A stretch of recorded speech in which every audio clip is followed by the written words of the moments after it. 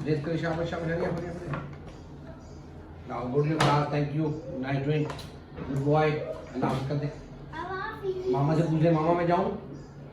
मैं जाऊं? जाए।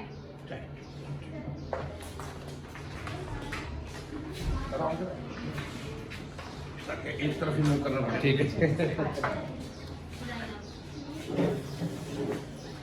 Good boy. मैंने आपके मैसेज सुने थे, बिहेवियर प्रॉब्लम भी सुने थे जो उसके आए थे। हर बिहेवियर के पीछे बहन कोई ना कोई रीज़न होती है। फिर ऑटिज्म स्पेक्ट्रम डिसऑर्डर में चीज़ों को हमें थोड़ा सा उसके फीचर्स या उसके जो सिम्टम्स हैं उसकी पर्सपेक्टिव में देखना पड़ता है। अब वो जो काम बच्चा कर रहा है, अच्छा या बुरा, वो रेपिटेटिव होगा। ऑटिज्म स्पेक्ट्रम डिसऑर्डर पे है, अब हमें पता है कि वो रेपिटेटिव होगा। अब वो अच्छा कर रहा है तो हमें प्रॉब्लम नहीं होगा, हम खुश होंगे कि जी वो बिहेवियर अच्छा हो रहा है। लेकिन अगर वो बैड बिहेवियर होगा, कोई गलत काम होगा, तो अब वो हमें तंग भी करेगा और उसमें नुकसान उसका ये होगा कि बच्चा जो है उसको रेपिटेटिव है, वो उसको रिपीटेडली कर करके स्ट्रॉन्ग कर लेगा। स्ट्रॉन्ग करने का मतलब ये हुआ कि उसकी डेवलपमेंट में एक बैड लर्निंग आ गई। ये बड़ा ज़रूरी होता है कि हम बच्चे के हर एक्शन पे नज़र रखें कि वो क्या कर रहा है। अच्छा है तो हम उसको शायद इग्नोर करें, यानी कि उसको मना ना करें, करने दें, अप्रिशिएट करें ज़्यादा। लेकिन अगर वो बैड बिहेवियर है, कोई गलत है, जो कि अनसोशल है, अनएक्सेप्टेबल है, तो फिर हमें उसको रोकना पड़ेगा। रोकना कैसे पड़ेगा? वन वे और दी अदर। मैं हमेशा कहता हूँ वन वे और दी अदर से मुराद ये है कि अगर वो मेरे ज़ुबानी कहने पे मना हो जाए तो बहुत अच्छी बात है। ज़ुबानी पे ना हो, मैं उसको फिजिकली मना करूँगा, मैं उसको डिस्ट्रैक्ट कर लूँगा, मैं उसको अपॉर्चुनिटी नहीं दूंगा उस बैड बिहेवियर को करने की, क्योंकि मुझे पता है कि ये रेपिटेटिव बच्चा है। अब अगर इसने ये बिहेवियर रिपीटली कर लिया तो बहुत नुकसान क्या हो जाएगा, मैं इसकी आदत को फिर नहीं रोक पाऊंगा, स्ट्रांग हो जाएगी। इस चीज़ को जहन में रखते हुए, पर्सपेक्टिव को जो हमने कहा कि जहन में रख के बात ऑटिज्म वाले बच्चे को देखते हैं जिसमें फीचर्स हो, अब हमें उसकी हर चीज़ पे देखना पड़ता है। ये काम हमें एक लंबे पीरियड तक करना पड़ता है। इस तरह हम बिहेवियर को मॉडिफाई करते रहते हैं, गुड बिहेवियर को अप्रिशिएट करके मौका देते रहे, वो बढ़ते गए। बैड बिहेवियर्स की अपॉर्चुनिटी रोक दी, मौका नहीं दिया, अब वो रुकते गए, फ्रीक्वेंसी उसकी कम हो जाएगी। दूसरा काम हम साथ साथ क्या कर रहे होते हैं, हम उसकी बेसिक स्किल्स, प्री स्किल्स जो होती है उनको डेवलप कर रहे होते हैं, उनको सिखा रहे होते हैं। उसको सिखाने के लिए हम उसका लेवल के मुताबिक चीज़ें बढ़ाते रहते हैं। प्ले से स्टार्ट करते हैं, ग्रेजुअली प्री डायमेक्स, डायमेक्स, सेल्फ एप्स और ये जो प्रैक्टिकल लाइफ स्किल्स है, ये सब ऐड होती रहती हैं जो वो रिस्पॉन्स देता रहता है। पहले प्ले में हम रिस्पॉन्स देते हैं, इंडिविजुअल प्ले में आ जाता है, पीयर प्ले में ले जाते हैं, ग्रुप प्ले में ले जाते हैं, उसमें बेहतर हो जाता है। फिर हम उसको प्री एकेडमिक्स की आइडेंटिफिकेशन वाले काम शुरू करते हैं, फिर हम उसको लेबलिंग वाले काम करते हैं, फिर हम उसको स्क्रिबलिंग कलरिंग से स्टार्ट करते हैं, राइटिंग की तरफ ले जाते हैं। इन सब के अंदर ये जो बढ़ती रहती है स्किल्स हम जो सिखा रहे हैं, इसमें भी हमें उसके ASD फीचर्स को ज़हन में रखना होता है। फॉर एग्जाम्पल जो मैं अभी उसको लिखवा रहा था RED रेड, पहले मैंने लिखवाया, फिर मैंने येलो लिखवाया। अगर मैं हमेशा इस सीक्वेंस को फॉलो करता रहूँगा तो उसका रेपिटेटिव बिहेवियर फिर बढ़ता रहेगा। अब उसको वो चीज़ जो अच्छी और बुरी कर रहा है उसमें फिर उसको रेपिटेशन उसको पुश करती रहेगी, वो स्ट्रांग हो रहा है मेरे इस काम की वजह से। अगर मैं उसको एक काम, ये बुक हमेशा इस साइड से खोल के पढ़ाना शुरू करूँगा डेली, मैं उसकी एकेडमिक्स पे, लेबलिंग पे, आइडेंटिफिकेशन पे काम कर रहा हूँ, अगर मैं इधर से पढ़ाना शुरू करूँगा, आगे फिर इधर को जाएगा, तो ये रोज़ अगर होगा तो ये उसका रेपिटेटिव बिहेवियर बढ़ा देगा। अब जब मुझे पता है कि बच्चा रेपिटेटिव है, अब इस बुक को कभी मैं इधर से स्टार्ट कराऊंगा, कभी मैं कहूँगा वो इधर से देखते हैं क्या है, अच्छा ये देखो, आज मैंने उसको ये सारी चीज़ें करवाई हैं, कल मैं उसको सिर्फ ये 2 कराऊंगा, रैंडम करूँगा, क्योंकि मैं उसको ये चीज़ें नहीं सिखा रहा हूँ। असल में मैं उसका लर्निंग पैटर्न चेंज कर रहा हूँ कि वो उसके बजाय ASD पैटर्न के बजाय एक टिपिकल डेवलपमेंट वाली साइड पे रहे, एक आम बच्चे की तरह लर्न करे। आम बच्चे की तरह लर्न करने के लिए उसका रेपिटेशन वाला पैटर्न हमें भुलाना है। वो भूलेगा कब? जब रिपीट नहीं करेगा। एटलीस्ट रॉन्ग बिहेवियर्स को तो उधर रोकते थे, लर्निंग में टीचिंग वाले मेथड के अंदर हम उसको उस तरह से लेके चलेंगे। ये वो छूट, अब राइटिंग की बात करता हूँ, मैंने उसको सिखाया this is a cat sentence लिखना राइटिंग पे। अब मैं नीचे 10 लाइनों पे अगर this is a cat, this is a cat, this is a cat को मैं लिखे और मैं बड़ा खुश होऊंगा कि इसने this is a cat sentence सही लिखा है, 10 दफा सही लिखा है, तो मैं बहुत खुश हूँ। मैंने तो उसका रेपिटेटिव बिहेवियर बढ़ाया है। वो एक ही काम, उसने दिमाग तो इस्तेमाल ही नहीं किया, उसने रैंडम को एक्सेप्ट ही नहीं किया। अब जब वो कोई रिपीटेड काम करेगा, मैं उससे उसको रोकना चाहूंगा, उसको गुस्सा आएगा। क्यों? क्योंकि उसका रेपिटेटिव बिहेवियर मैंने खुद यहाँ पे स्ट्रॉन्ग किया। सारा दिन वो जो जो काम करता रहा, जिस जिस एनवायरनमेंट में रहा, उन सब ने अगर इस चीज को रैंडम करते रहे, अब उसका फायदा क्या होगा? अब उसका रेपिटेटिव बिहेवियर वीक होगा। अब जब वो भाई को मारेगा तो मैं उसको अगर रोकूंगा तो उसको बहुत गुस्सा नहीं आएगा, वो कंट्रोल करना आसान होगा। मेरा पॉइंट समझिए? अच्छा, अब जब इसने वो दिस इज अ कैट सीख लिया है, मैंने उसको कहा कि ये देखो दिस इज क्या है। अब मैं इसको कितनी चीजें, रेड आता है, मैं इसको कहूँ this is red car, I like red car, लिखना आ गया ना इसको, ये अल्फाबेट्स लिखने आ गए लेटर्स। अब उसको मैं सेंटेंस सेम नहीं लिखवाऊंगा। वो एक आम स्कूल के बच्चे, जो टिपिकल डेवलपमेंट वाले नॉर्मल बच्चे होते हैं ना, उसको हम होमवर्क क्लास में कैसा दे देते हैं, ऊपर एक सेंटेंस इसने लिख दिया छोटे लेवल पे, जब हम मोटरी केजी में जब हम काम कर रहे होते हैं केजी, उसमें हम ऊपर एक सेंटेंस लिख देते हैं, होमवर्क ऊपर लिख दिया कि होमवर्क है। अब उसने घर जाके सारा ये लिख के लेके आ गए। हम खुद भी बचपन में यही करते थे। उससे क्या होता था? याद हो जाता था। उसका अटेंशन स्पैन भी बढ़ता है बच्चे का, लगातार यहाँ से लेके यहाँ तक काम करना है ना कंटिन्यूटी में। एक आम बच्चे की भी अटेंशन स्पैन इनहैंस होता रहता है इस तरह से। अच्छा, फिर उसको मेमोरी में भी चीजें आ जाती हैं। अब उसको, वो बच्चा डिफरेंट है, ये बच्चा डिफरेंट है, ये रेपिटेटिव है, इसलिए इसको मैं इस तरह नहीं लिखवाऊंगा। मैं इसको मैं शायद मैं कहूँगा इस लाइन में ये सेंटेंस लिखना, बाकियों में जो मैं कह रहा हूँ वो लिखो। कभी मैं एक लाइन छोड़ के लिखवाऊंगा, कभी मैं सारी लिखवाऊंगा, रैंडम कर दूंगा ना। रैंडम के बहुत सारे तरीके हैं, जितना आप सोचें उससे ज्यादा तरीके आपको नजर आते हैं एक चीज को रैंडम करने के। लेकिन ये समझना जरूरी है कि रैंडम करना क्यों है, क्योंकि उसका रेपिटेटिव बिहेवियर ब्रेक करना है। और अगर वो ब्रेक नहीं हुआ, आप उसको ये करती रही, मैं भी उसको ये करता रहा, एक टीचर आपने रखी है, वो उसको आगे रिपीटेडली सेम काम कराती रही, अब इसका नुकसान क्या हुआ? मैं और आप इधर खींच रहे हैं, वो टीचर स्कूल में, घर में, ट्यूशन में, जहाँ पे भी जो भी इंटरेक्ट कर रहा है, या मामू उसके एक ही काम उसको रिपीटेडली करा रहे हैं। अब हम लोग उसको इधर को खींच रहे हैं, सिखा रहे हैं, उसका ब्रेक कर रहे हैं पैटर्न। आप जो कर रहे हैं, वो टीचर जो कर रही है, वो उधर को खींच रहे हैं।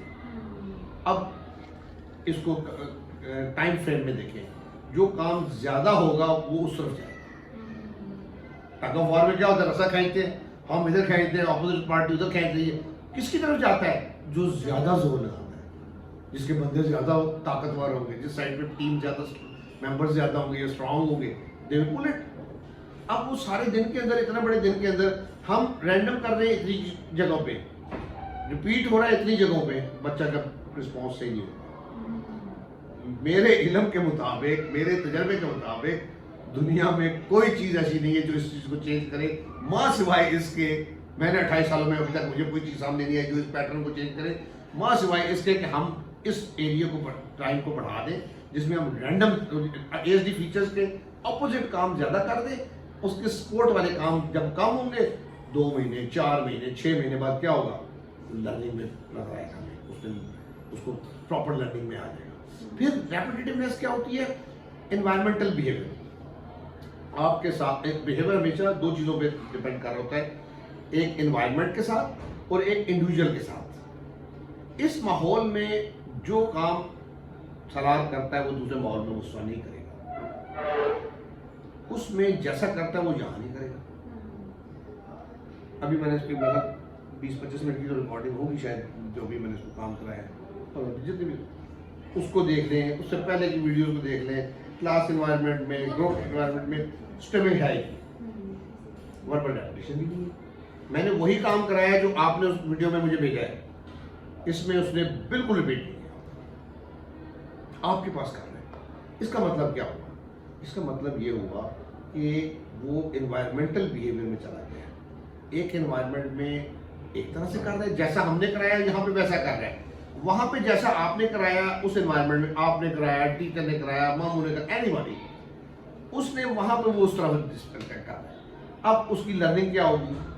फ्लक्चुएट करेगी, कभी अच्छा बच्चा होगा, कभी बिल्कुल कुछ नहीं आएगा, बिकॉज उसके एएसडी फीचर्स रिड्यूस नहीं हो रहे हैं। वो रिड्यूस होंगे जब आप, मैं, ये वो जो जो से इंटरेक्ट करता है सारे दिन में, हम सब उसको अपॉर्चुनिटी नहीं देंगे रिपीट करने की और चीज़ों की, उसकी हाइपर एक्टिविटी की अपॉर्चुनिटी नहीं देंगे, उसको अटेंटिव रखेंगे, उसको इमेजिनेशन में लॉस्ट में नहीं जाने देंगे, उसको ये जो प्रोसेस फूड और स्क्रीन का जो एक्सपोजर है इसको बचाएंगे। अब वो चीज़ें उसकी चेंज होंगी। एक वक्त तक हमें ये सबको करना पड़ता है, इसका कोई शॉर्टकट नहीं। वो वक्त कितना होता है? वो वक्त अगर हम 100% करें ना, 100%, तो फिर सलार के लिए जब आप आई थी मैंने आपको बताया था कि कितना टाइम सोचेगा, लेकिन वो कंडीशनल था 100% के साथ कि होम एनवायरनमेंट में भी, मेरे पास भी, रास्ते में भी, मार्केट में भी, मॉल में भी, ये जो है पार्क में भी, हर जगह पे हम उसको ये करेंगे। हम उसको जूते भी डिफरेंट पहनाएंगे, हम रोज़ जूता एक जगह नहीं उतारने देंगे, हम सुलाएंगे भी रैंडमली, हम खिलाएंगे भी रैंडमली, हम रिपीट करता है या और फेंकता है तो फेंकने और बिहेवियर नहीं करने देंगे। ये सब जगहों पे होना है, तब वो 1.5 साल है। लेकिन अगर वो कहीं पे हो कहीं पे नहीं, आप बहुत 100% कर रही हैं, हम यहाँ पे कभी करते हैं कभी नहीं करते हैं, अब उसका पैटर्न वो डिले में चल जाएगा। अब वो 1.5 साल के बजाय ज़्यादा टाइम है, बड़ी नेचुरल सी बात है। क्योंकि जो ब्रेन में लर्निंग हो गई है उसको अनलर्न होना है। वो अनलर्न होने के लिए देखिए, इंसानी ज़हन अल्लाह ताला ने ऐसा बनाया है कि वो भूलता नहीं है, मेमोरी में सेव रहता है, अनलेस को कोई फिजिकल प्रॉब्लम, उसको मेंटल प्रॉब्लम हो। वो भूलता कब है? जब उसका एक्सपोजर खत्म हो जाता है, जब उसका इंटरेक्शन एक्सपोजर खत्म हो जाता है। आप एक जगह जाते हैं, आप एक दोस्त के घर जाते हैं, रेगुलरली जाते हैं, फिर आप रैंडमली कभी कभार महीनों में चल जाते हैं, आपको वो रास्ता पक्का याद होता है। अगर वो दोस्त वहाँ से शिफ्ट कर जाता है, आप उस घर में नहीं जाते हैं, तो एक पीरियड के बाद 6-8 महीने साल के बाद आपको वो रास्ता भूल जाएगा। क्यों? क्योंकि आपके ब्रेन को आंखों के जरिए, फीलिंग के, टच के जरिए इंफॉर्मेशन उस रास्ते की नहीं मिलती रही, क्योंकि आप गए नहीं उधर इतना पीरियड। उसके बजाय आप दूसरे रास्तों पे जाते रहे, वो नई इंफॉर्मेशन आपका ब्रेन लेता रहा।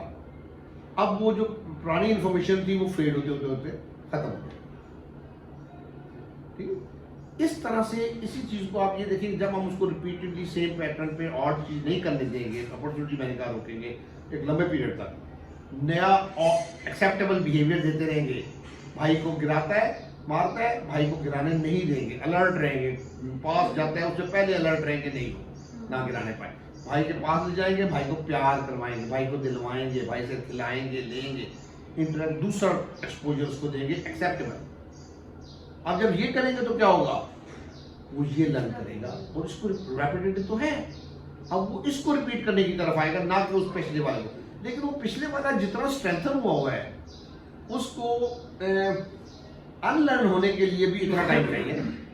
वो टू माई एक्सपीरियंस इसके सलाद के लेवल पे एटलीस्ट 3 वीक्स तक अगर आप उसको ये काम करते रहें कि अपॉर्चुनिटी ना दें और एक्सेप्टेबल बिहेवियर उसको करवाते रहें, बेशक प्रॉम्प्ट के जरिए, हेल्प के जरिए कराते रहें, अब वो फेड होते होते 3 वीक्स में कम हो जाना चाहिए। उसको अप्रिशिएट बिहेवियर को समझना पड़ता। बिहेवियर एक तो मारता कब है? बिलफर्ज आप उसको जब छोटे भाई को प्यार करती हैं, कुछ देती हैं, नेचुरल वे में मदरली एक्शन जो होते हैं वो करती हैं, उसको नोट करता है, उस वक्त मौका मिल जाए या जैसे ही बाद में मिले आके उसको दिखा देता है, गिराता है, मारता है उसका। अब वो क्या कर रहा है? वो कंप्रोमाइज नहीं कर रहा उस अटेंशन को जो आप उसको दे रहे हैं, इसलिए एनालाइज करना होगा हर दफा। जब आप वो गिराता है, आप उसको गिराने वाला एक तो हो गया, उससे पीछे क्या हुआ वो देखिए। सलार क्या कर रहा था? सलार इसको आपने क्या दिया? हो सकता है आपने उसको एक कोई चीज़, आपने कोई काम करना है, आपने 4 टॉयज उसके पास ला के रख दिए छोटे के पास कि वो इधर बिजी रहे और आप अपना काम कर रहे हैं। सलार बैठा उस एनवायरनमेंट में देख रहा है, उसने देखा मतलब ने मुझे नहीं दिए, इसको दिए, यू गेट जेलस। अब वो उसने नोट कर लेगा, उस वक्त उसने आकर उसको गुस्से में, एग्रेशन में, जेलसी में उसको वो एक्ट किया, मारने गिराने वाला जो भी है, 1 दफ़ा 2 दफ़ा। अब वो रेपिटेटिव है। अब जैसे उसको भाई नजर आता है, वो कोई एक्ट नहीं हुआ, कोई परेशानी, कोई जेलसी, कोई कुछ नहीं हुआ, वो पिछले जो 2 एक्शंस रिपीटेडली हुआ उसकी वजह से आगे फिर मारेगा उसको। अब वो क्या हुआ? रेपिटेटिव एक्ट बन गया उसका। इसलिए हम और चीज को रिपीट नहीं होगा।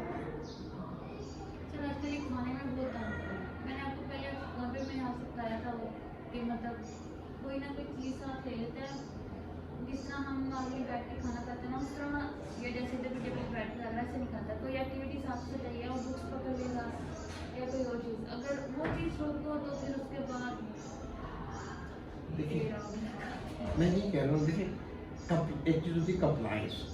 कंप्लाइंस में रखना बच्चे को बड़ा जरूरी होता है कि वो अपने बिहेवियर को खुद ही कंट्रोल करेंगे, सेल्फ कंट्रोल में रखे थे। दूसरा उसके अब वो वेरी करता है पेरेंटल एंड पे, बाद का अच्छा होता है, बाद नहीं होता, क्योंकि वो उस एनवायरनमेंट में जिस तरह से उसके बाद गुजारा होता है वो उसी को रिपीटली कर रहा है।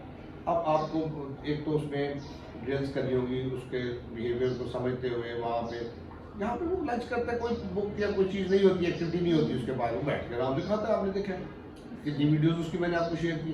वही बच्चा घर में अगर बुक के साथ बैठ के लंच करना डिनर करता है और अगर नहीं मिलती है तो रिएक्ट करता है, तो उसका मतलब क्या हुआ कि वो एक पैटर्न है जो उस एनवायरनमेंट में रिपीट हो। एक्चुअली जब हम इधर आए थे तब उससे पहले अब पता मैंने बताया था कि वो फ़ोन के साथ रहता था और वो सीधा पता है इधर भी बैठने में उसने बहुत मसला किया था, क्योंकि वो बेड के ऊपर टांगे ऊपर नीचे करके मतलब वो उल्टे पुल्टे काम कर रहा था और फ़ोन के साथ ना बाइक में दे रही थी। अब उस चीज़ को वो रिप्लेस कर रहा है कि कोई एक्टिविटी साथ मिल जाए तो बैठ जाएगा। मैं आपसे बोलूँगी सर बाइक ले गई या मुस्लिमान वाला तो थोड़े टुकड़ा मसाले लगा के खा लेगा, लेकिन अब वो फिर वही मसला कर रहा है कि अब वो बैठना नहीं चाहते। मैंने कल वीडियो में बनाई है, मतलब वो लेट रहा होता है बार बार या टांगे मारेगा, वाला मुँह ले लिया रिएक्शन ना, उसका रिएक्शन है कि जी मुझे वो चीज़ क्यों नहीं वैसे हो रही जैसे होती है रूटीन के अंदर। अब वो उसको रिएक्ट करने के लिए क्या कर रहा है, वो बिहेवियर शो कर, वो डिस्टर्ब हो रहा है ना उस चीज़ से, क्योंकि उसकी रेपिटेटिवनेस मीट नहीं हो रही है और उसके जहन में ये चीज़ बैठी हुई है कि इस माहौल में, इस दरवाजे से जब मैं एंटर हो जाऊँ घर के अंदर, अब मैं वही कर सकता हूँ जो मैं चाहूँ। वो पैटर्न बना हुआ है उसका। उसने उसको अचीव करने के लिए आपको एक्सप्लॉइट भी किया ये बिहेवियर शो करके। यहाँ पे क्या होता है कि यहाँ पे हम उसको शुरू से ही और चीज़ को नहीं करने देते हैं। भागता है, हम नहीं भागने देंगे, बिठाते हैं, रोता है बच्चा 1 दिन 2 दिन 3 दिन, उसके बाद रोना छोड़ देते। खाता नहीं है बैठ के, यहाँ पे बैठ के नहीं खाता है, हम पकड़ के मुंह में डालना शुरू कर देते हैं। वो रोता है, रोते धोते 1 दिन 2 दिन निकाल दिए, तीसरे दिन जरा से बैठ के खाता है। नहीं हम अच्छा हम उस तरह मारते भी नहीं जिस तरह एक पेरेंटल एंड पे मारना होता है ना बच्चे का। अब वो देखिए पेशेंटली करना पड़ेगा। मैंने आपको मैसेज किया था कि आपको समझना पड़ेगा ASD पर्सपेक्टिव में उसको देना। अब अगर मैं आपको कहता हूँ कि जी आप ये खाने की मिसाल जो आपने दी, इस बिहेवियर को देखते हैं, आज पकड़ के बिठा के खाएं, आपके साथ अच्छा है कंप्लाइंस में तो फाइन, मामू के साथ अच्छा है तो मामू को बिठा दे, मामू खिलाए। अच्छा कोई एक्टिविटी ना दे, क्या करेगा, मुश्किल से खाएगा, नहीं खाएगा, पकड़ के आप मुंह में डालेंगे, थोड़ा लाउड हो जाए, मारना नहीं है। मारना इसलिए नहीं है क्योंकि वो उसकी मजबूरी है जो वो कर रहा है ना, वो रेपिटेटिव है, इतने दिनों से कर रहा है, तो आप एकदम तो नहीं हम उससे एक्सपेक्ट करें। ये जाके 5 डेज 6 डेज में फेड हो जाएगा उसका पैटर्न, लेकिन वो पहला दिन इतना चैलेंजिंग होगा, दूसरा काम होगा।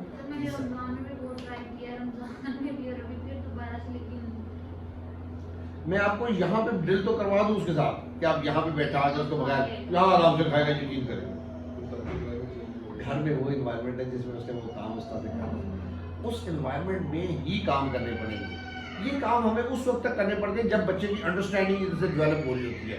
एक लेवल पे आके जब उसकी रेपिटेटिवनेस वीक हो गई, जब उसकी अंडरस्टैंडिंग डेवलप हो गई, अब वो एक नॉर्मल बच्चे की तरह बिहेव करता है, उस तरह से मान लेता है, कभी जिद भी कर लेता है, रेंज में आ जाता है ना, नॉर्मल रेंज में आ जाता है उसका। अब वहाँ पे जो पैटर्न बने वो स्ट्रेंथन है, अब वो उस एनवायरनमेंट में काम करना पड़ेगा।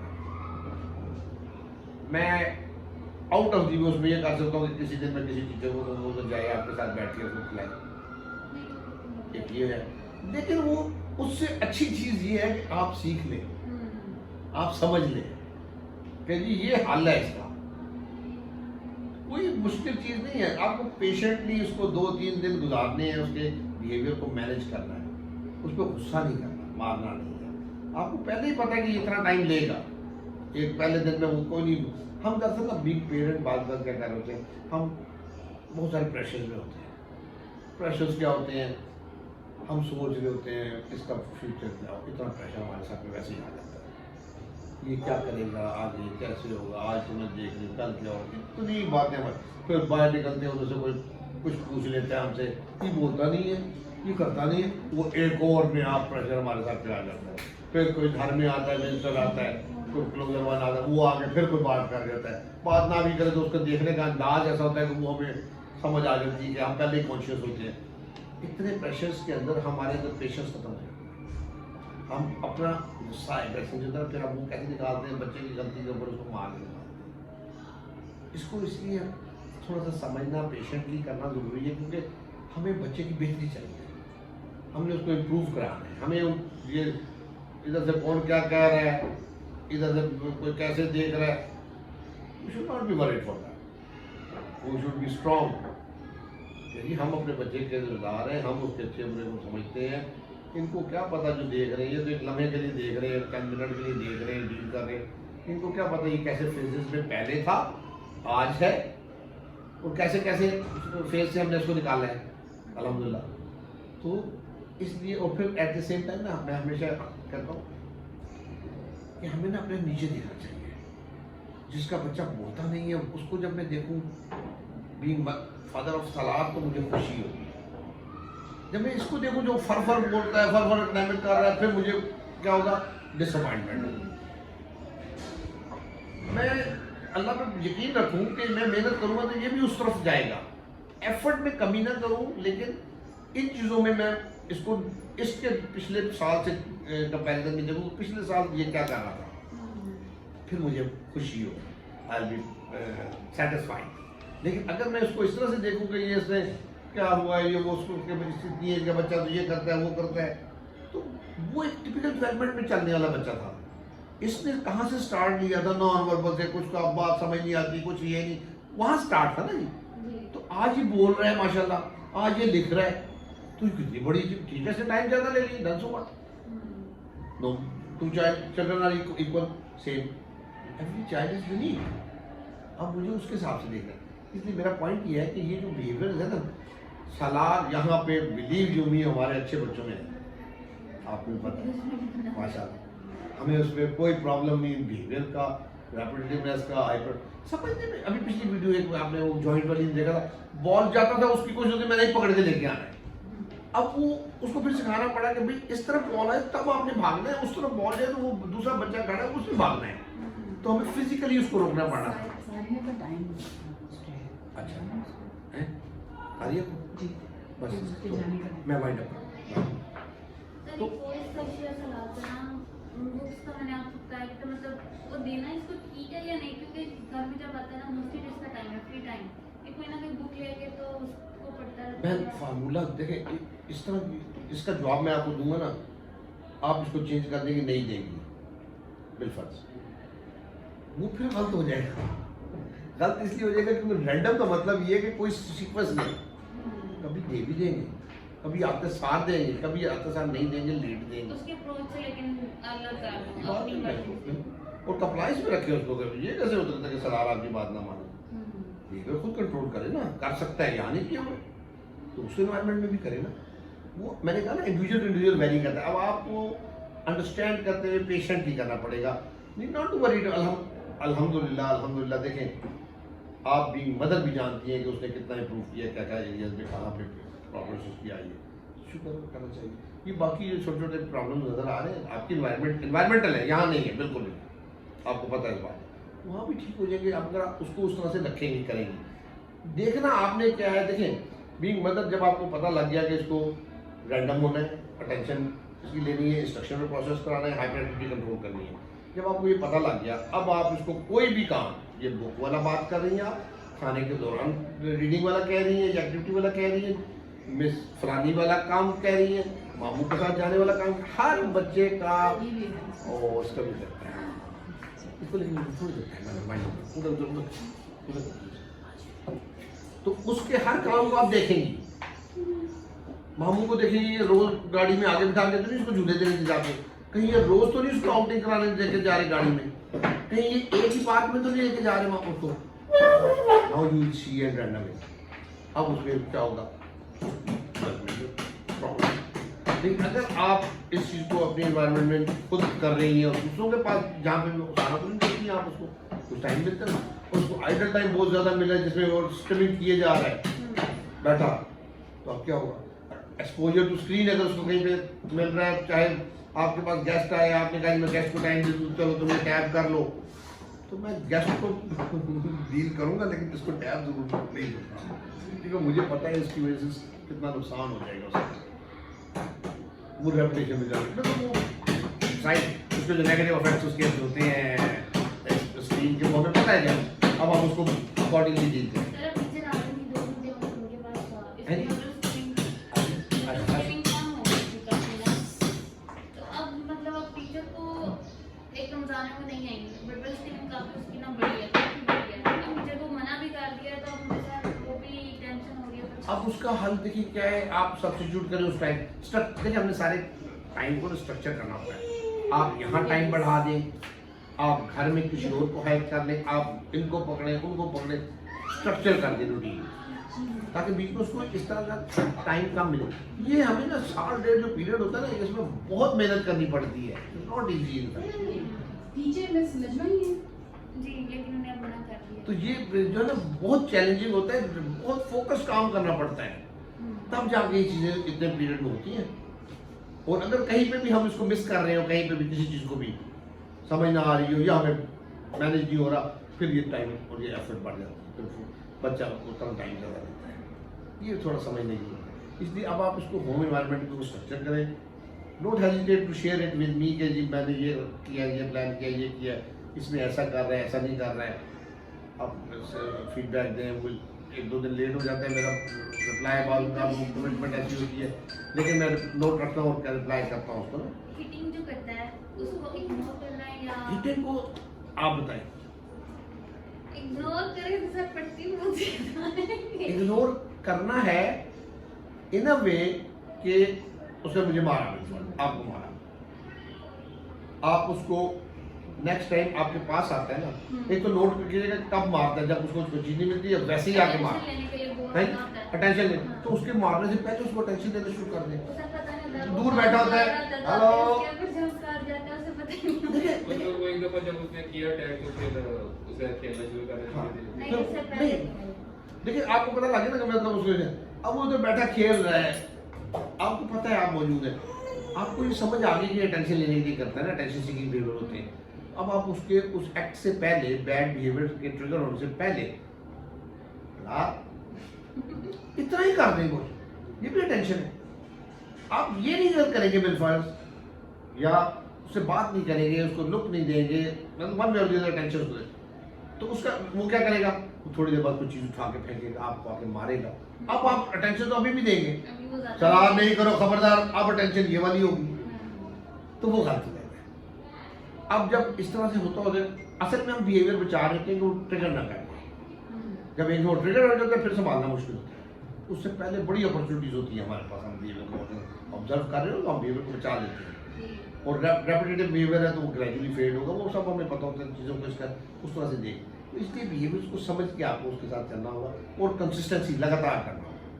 हम चाह रहे होते हैं 2 दफा समझाया तो किसी और काम वो ना करें, एक टिपिकल बच्चे की तरह, which is not possible because of the repetitive behaviour, lack of understanding, इस वजह से। तो उसको इस तरह से आप I hope this help you. बाकी मैं मेरी बातों में पड़ जाएगा कि ये क्या कह रहे हैं, वो क्या कह रहे हैं, वो कैसे देख रहा है, इसने ये कह दिया, उसने ये पूछ लिया, फिर हम भी काम कर सकते हैं। Be strong. मैं किसी से क्या लगे कि कोई क्या कर वो, उससे हम ये नहीं कि लड़ाई करें उससे, लेकिन इधर से सुन के इधर से तो निकाल सकते हैं, ये तो हमारे इख्तियार में है। और अल्लाह पे रखें अपनी अखबार और भरोसा, आप मेहनत करते हैं, और जब हम सही डायरेक्शन में मेहनत करते हैं बिल्कुल फर्क पड़ता है।